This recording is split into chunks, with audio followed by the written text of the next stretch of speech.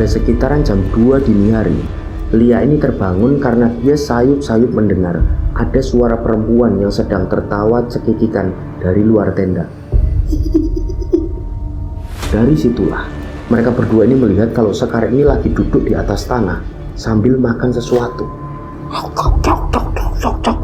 Dan setelah Lia dan Putri ini amati, ternyata yang Sekar ini makan adalah ikan mentah yang dibawa oleh mereka. Dan tidak lama kemudian Sekar ini nampak berjalan menuju ke arah tengah hutan yang gelap. Nah, nggak begitu lama Dodit ini melihat si Putri yang tadi jalan di depannya itu duduk di bawah sebuah pohon yang besar yang ada di sisi jalur pendakian. Setelahnya pelan-pelan Dodit ini melihat ke arah Putri yang sedang duduk di depannya. Dan ternyata itu adalah sosok Sekar. Wajahnya itu pucat, nampak membusuk kebiruan dan mengeluarkan belatung-belatung kecil dari sela-sela kulitnya.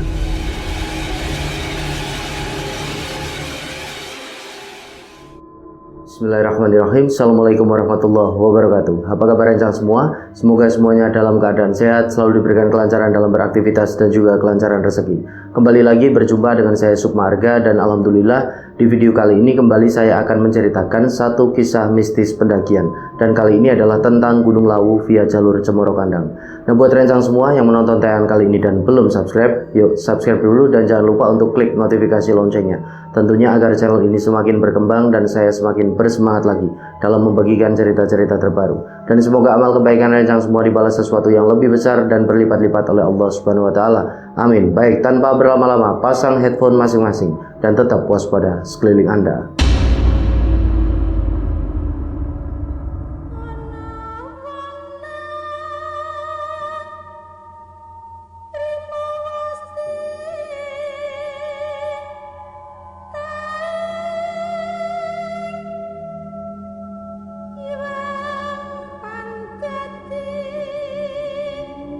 Oke, cerita ini dituturkan oleh satu rencang kita yang bernama Rendra. Dia menceritakan pengalaman pendakiannya di tahun 2018 ketika dia dan 3 orang temannya yang bernama Dodit, Lia, dan Putri mendaki di Gunung Lawu via Cemoro Kandang. Nah, mereka berempat bersahabat sudah sangat lama. Jadi ceritanya dulu itu ketika mereka masih SD, orang tua dari mereka masing-masing ini membeli rumah di satu kompleks perumahan. Jadi perumahannya ini adalah perumahan yang sama di sekitaran Karanganyar, Jawa Tengah. Nah, dari lingkungan tersebut akhirnya mereka berempat itu jadi kenal, lalu menjadi akrab sampai pada akhirnya mereka pun beranjak dewasa dan punya hobi yang sama, yaitu mendaki gunung. Jadi cerita berawal ketika di bulan Desember tahun 2018. Rendra dan ketiga sahabatnya ini sedang liburan semester dari perkuliahannya. Lalu pada suatu malam, mereka itu sedang bersantai di salah satu kedai kopi langganan dari mereka. Lalu ada usulan dari salah satu mereka, yaitu si Rendra, untuk mengisi liburan semester ini dengan mendaki ke Gunung Lawu via jalur Cemoro Kandang. Nah, ketiga temannya itu si Dodit, Lia, dan Putri itu langsung setuju. Karena selain pendakian Cemoro Kandang itu dekat dengan domisili mereka, dengan rumah mereka, mereka berempat ini kondisinya sudah cukup lama tidak naik gunung. Sudah hampir setahunan lah, karena ya tugas-tugas kuliah yang memang sangat menumpuk selama 2 semester itu. Kemudian mereka bersepakat untuk berangkat di tanggal 12 Desember 2018. Dan singkat cerita, hari pendakian itu pun tiba. Mereka semua berkumpul di rumahnya Rendra. Mereka ngecek ulang peralatan pendakian dan logistik yang akan mereka bawa dalam pendakian mereka. Setelah semuanya itu beres, berangkatlah mereka berempat dengan 2 sepeda motor. Jadi kondisinya mereka saling berponcengan. Mereka berangkat itu pada sekitaran jam 8 pagi. Nah, jarak dari rumah mereka menuju ke base camp Cemoro Kandang itu tidak begitu jauh ya. Dan selama perjalanan alhamdulillah tidak ada kendala apapun. Dan singkat cerita, tibalah mereka berempat itu di sana, di basecamp Cemoro Kandang. Lalu mereka ini parkir sepeda motor dan langsung menuju ke pos perizinan untuk melakukan simaksi, untuk registrasi. Nah, setelah registrasi simaksi itu beres, mereka berempat memutuskan untuk santai terlebih dahulu di basecamp. Mereka ya ngobrol, ngopi sembari sekali lagi ngecek ulang bawaan dari mereka. Karena memang pengakuan dari Rendra, mereka berempat ini selalu proper kalau mau naik gunung. Dari mulai ya peralatan sampai logistik itu mereka benar-benar persiapkan dengan sangat detail. Nah, pada sekitaran jam 9 dari pagi menuju siang itu mereka berempat pun mulai jalan untuk menuju ke pos 1. Pos 1 dari jalur Cemoro Kandang ini dinamakan pos Taman Sari Bawah. Dan pada saat itu nampak pendakian sangat sepi. Jadi mereka ini tidak papasan dengan para pendaki yang turun ataupun pendaki yang bareng dengan mereka naik, itu tidak ada sama sekali. Nah, sedikit untuk informasi rencang semua bahwa di pendakian-pendakian mereka berempat sebelumnya, mereka itu belum pernah sama sekali mengalami hal-hal aneh ataupun kejadian-kejadian ganjil. Nah, mereka itu jalan kan, tep dan mulai menaiki anak tangga. Jadi memang kalau kita ke Lawu, ke Gunung Lawu lewat Cemoro Kandang itu, kita akan menaiki anak tangga terlebih dahulu selepas dari base camp. Karena informasi dari Rendra, anak tangga itu memang dibuat khususnya untuk perjalanan para peziarah yang akan melakukan ritual-ritual tertentu di atas. Nah, setelahnya mereka ini mulai memasuki kawasan hutan dan trek ini bisa dikatakan ya masih cukup landai lah, belum nanjak. Singkat cerita, setelah mereka cukup jauh berjalan itu sekitaran 2 jam, tibalah mereka ini di pos 1, pos Taman Sari Bawah. Dan di sana mereka berhenti sebentar untuk sekedar minum air dan mengatur nafas. Kemudian mereka kembali melanjutkan perjalanan untuk menuju ke pos 2. Nah, di sini rencang semua, trek ini sudah semakin menanjak. Lalu pemandangan ini didominasi oleh hutan yang vegetasinya cukup lebat.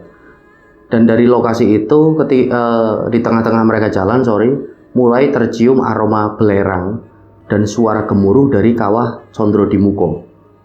Nah, mereka tetap melanjutkan perjalanan sampai pada waktu sudah menunjukkan jam 1 siang, tibalah mereka ini di pos 2 yang dinamakan pos Taman Sari Atas. Nah, di situ Rendra yang berlaku sebagai leader tim menginstruksikan ketiga temannya untuk beristirahat dan makan siang terlebih dahulu. Ketika temannya si Dodit, si Lia dan Putri ini pun setuju, kemudian mereka mulai menggelar matras untuk alas mereka dan merebus mie instan untuk makan siang mereka. Nah, sebenarnya di pos itu ada beberapa warung, akan tetapi kondisinya semua warung itu tutup di hari itu. Jadi mereka itu memutuskan untuk merebus mie instan sendiri untuk makan siang mereka. Nah, cuaca di siang itu cukup bersahabat, langit juga nampak cerah, dan mereka ini mulai memasak sembari menikmati semilir angin di satu pondokan kayu yang ada di sana.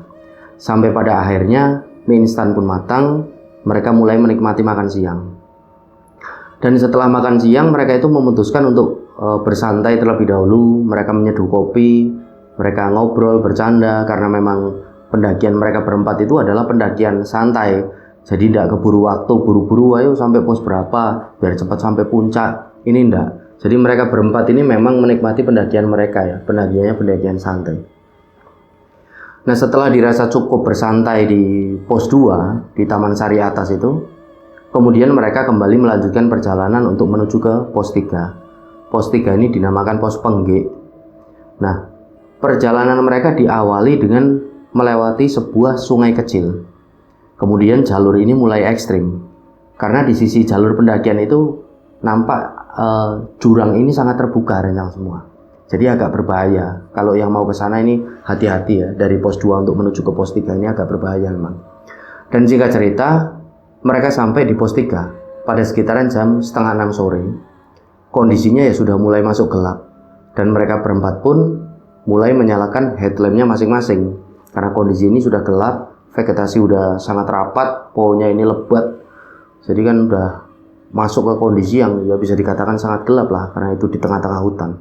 Dan setelah headlamp dari mereka semua dinyalakan, tiba-tiba mereka itu melihat di sana ada seorang pendaki cewek sendirian. Pendaki cewek itu rambutnya panjang, dia mengenakan jaket berwarna kuning yang sudah nampak kotor.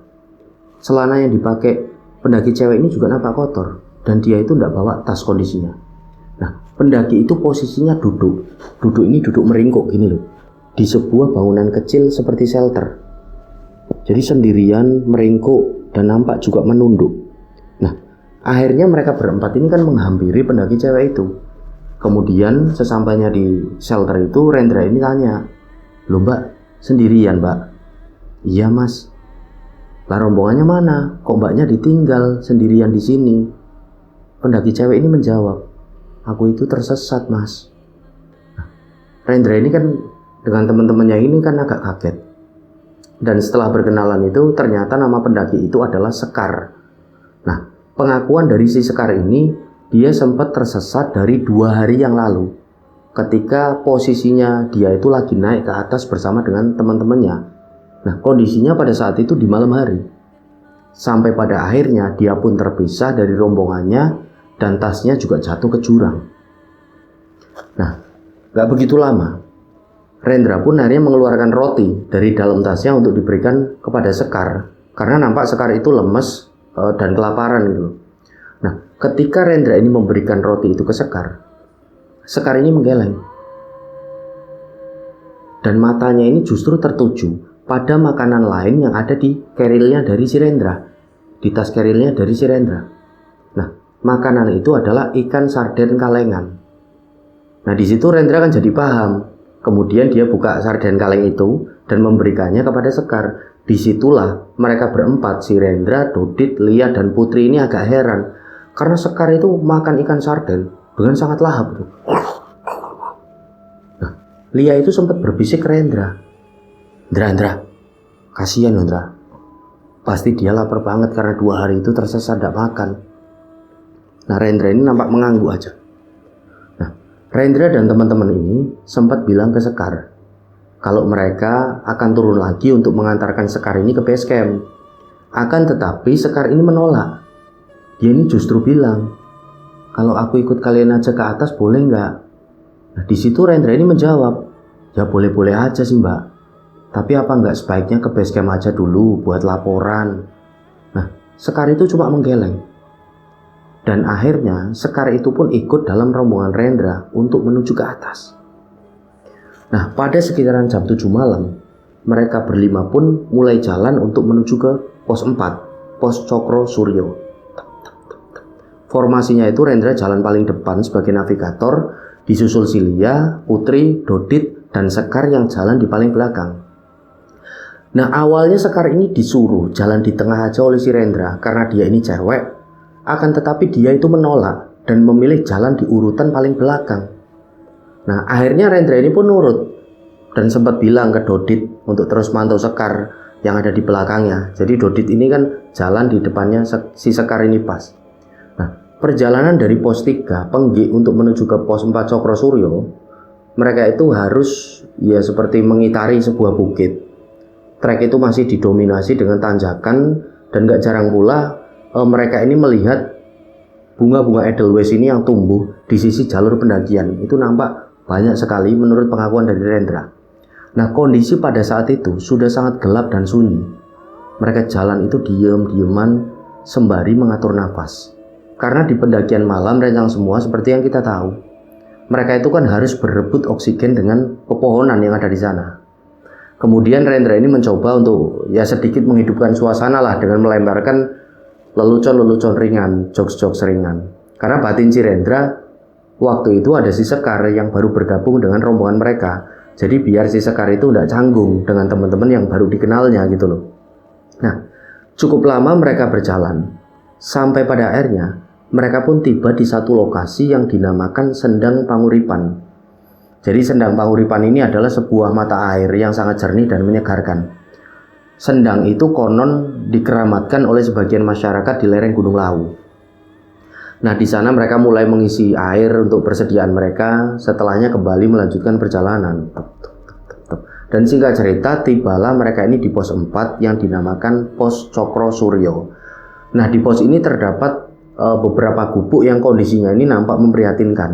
Dan juga seperti plakat ataupun memoriam untuk mengenang para pendaki yang meninggal saat melakukan pendakian di Gunung Lawu.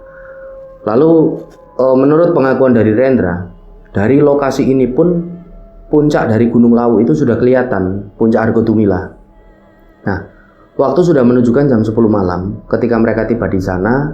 Kondisinya benar-benar sepi dan berkabut, nggak ada pendaki lain selain mereka berlima.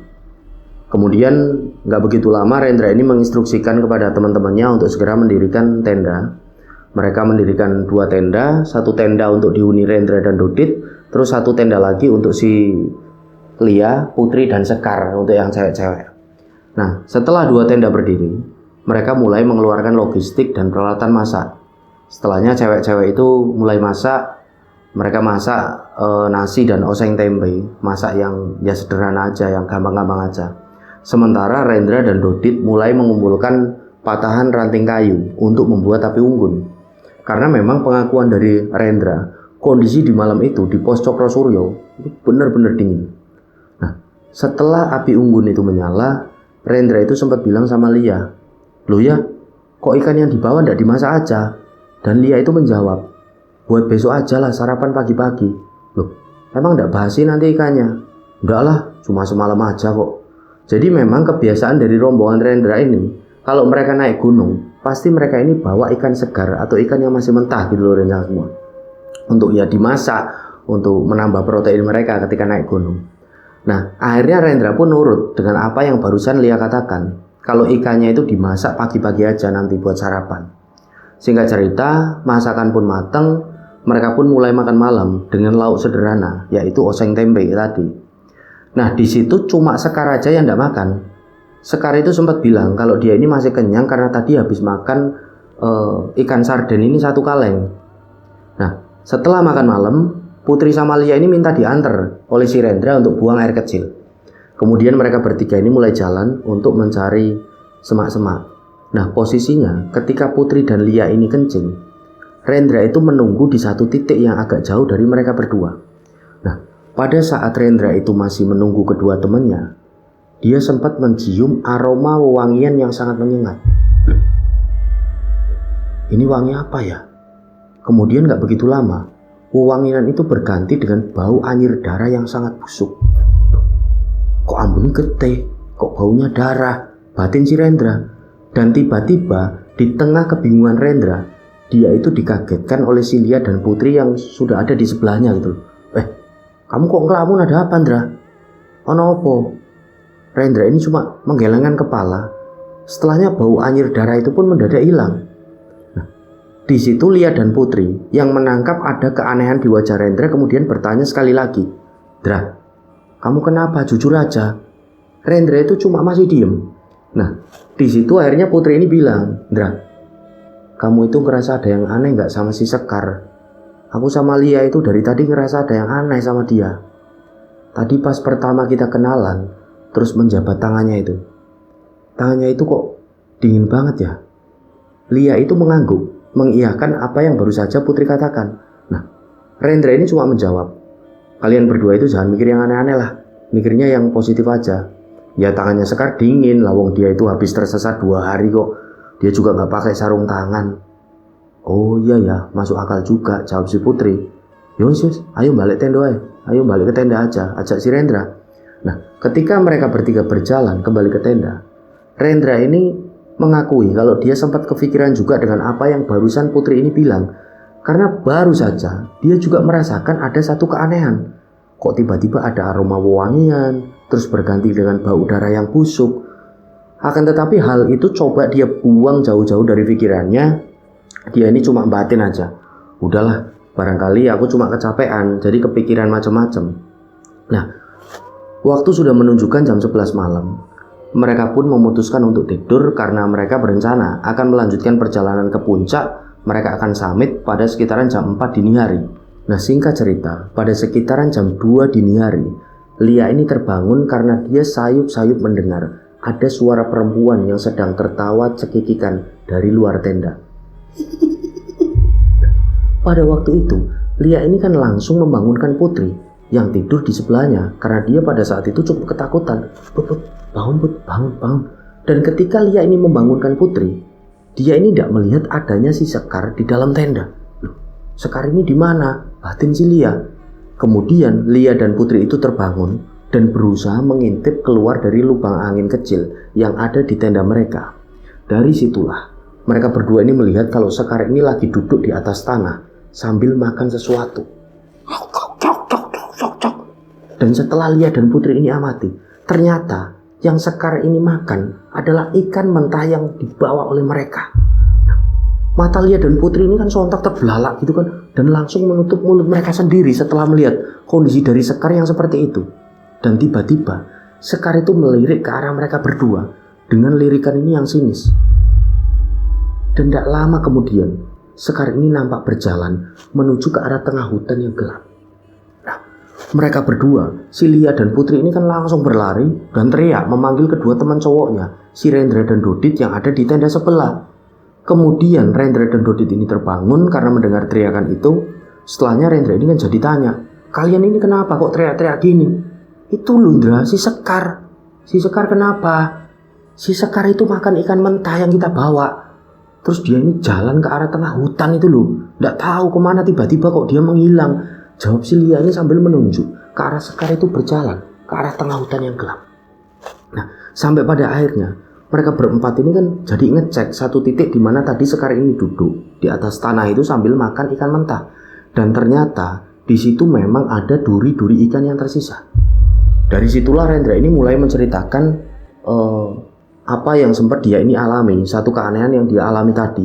Akhirnya di situ diceritakan kalau dia ini mengalami ya seperti mencium aroma wewangian yang berganti menjadi bau darah yang busuk ketika lagi nganter si Lia dan Putri ini buang air kecil. Nah, di situ Lia dan Putri ini kan jadi nanggepin, oh ya pantas tadi kamu kayak ketakutan gitu, wajahmu itu kayak orang yang panik.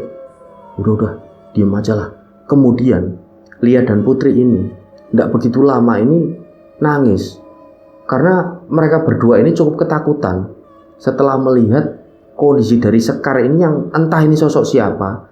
Kok tiba-tiba ada dalam rombongan mereka ikut dan tiba-tiba makan ikan mentah lalu dia ini jalan ke tengah hutan dan menghilang.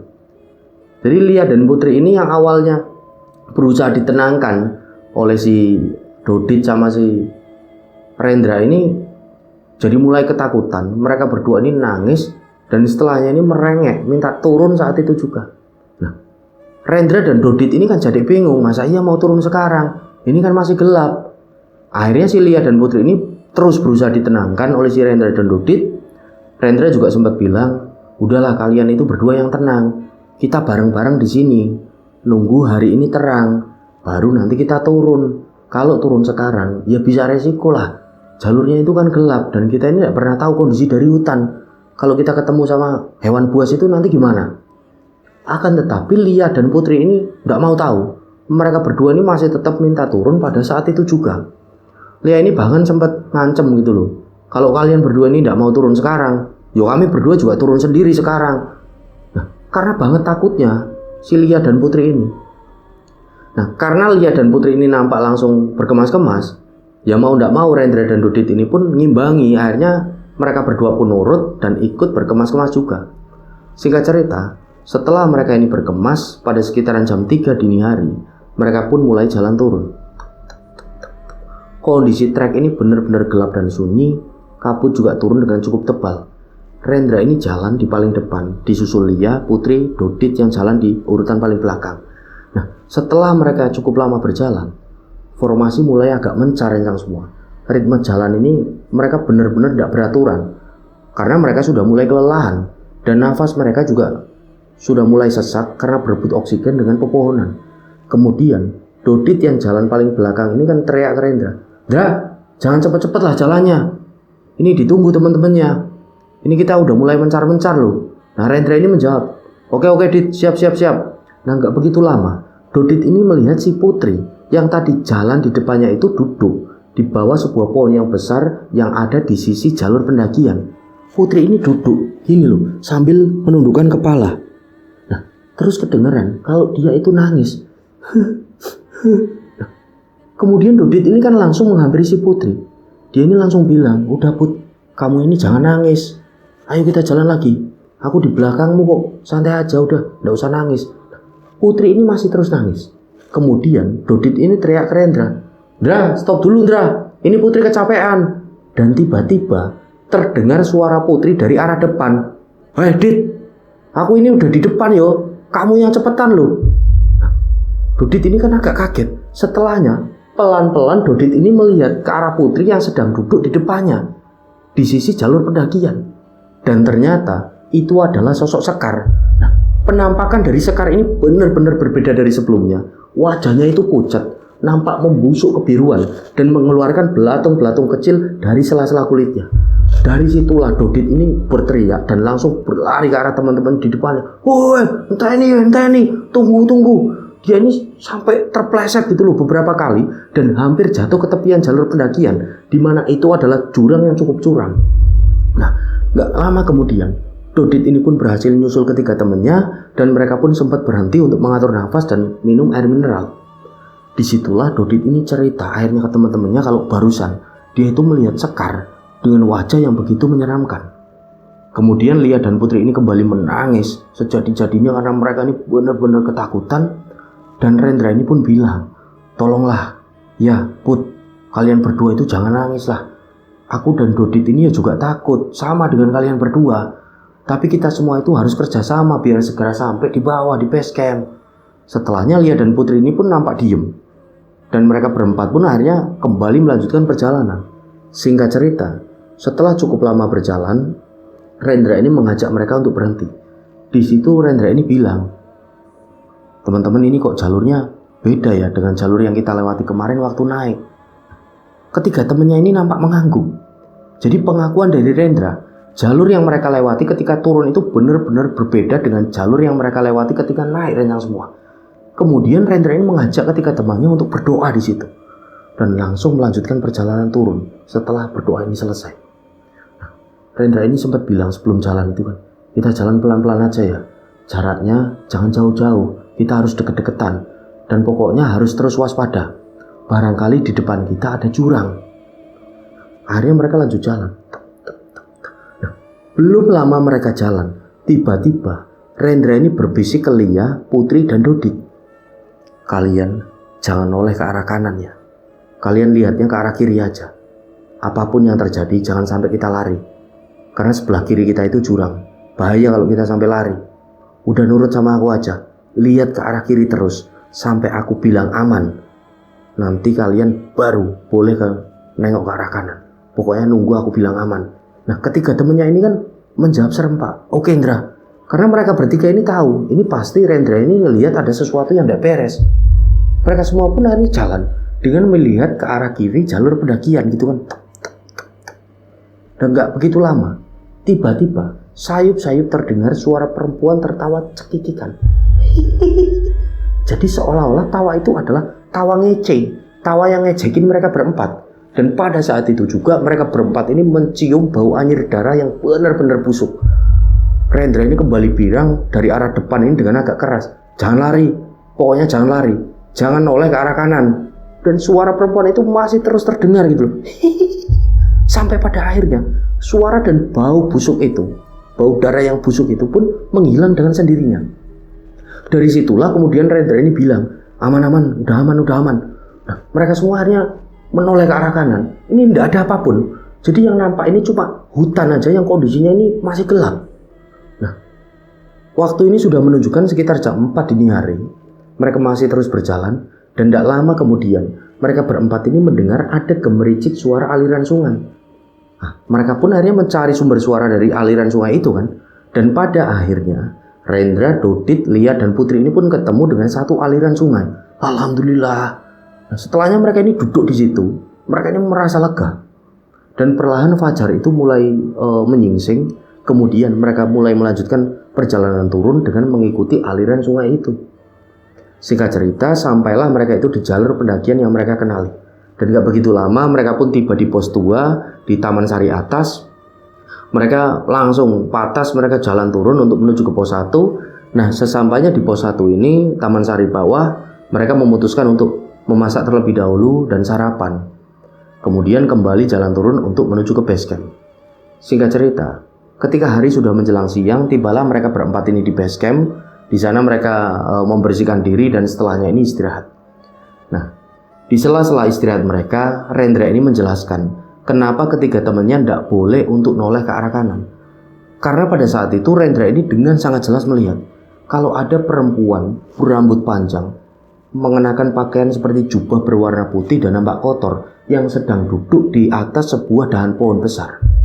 Awalnya Rendra itu samar-samar melihat wajahnya, dan setelah dekat Rendra itu baru melihat dengan sangat jelas kalau sosok perempuan itu adalah Sekar, tapi dengan kondisi yang sangat menyeramkan. Dan tiba-tiba di tengah-tengah obrolan mereka berempat, ada seorang cowok seumuran dengan mereka.